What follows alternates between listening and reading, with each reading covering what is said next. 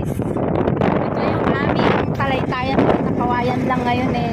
Ano na? Maganda na. Oh, kasing ganda na ating driver. Ang ating driver. Aakyat ko guys. Pag ako nabalinto.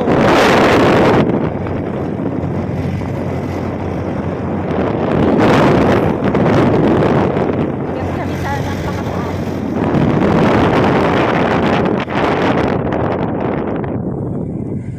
Yan.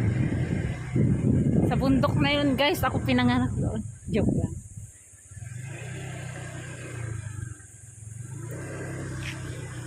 Yan. Dito kami nagkukuha noon ng karag. Ay hindi, ano yung maliliit na ano, palaka? Bato guys. Yan sa bato.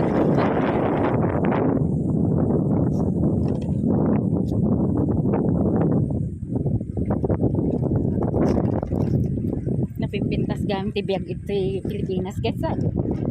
Kapakalagpas siya, ragmotor, kadanya.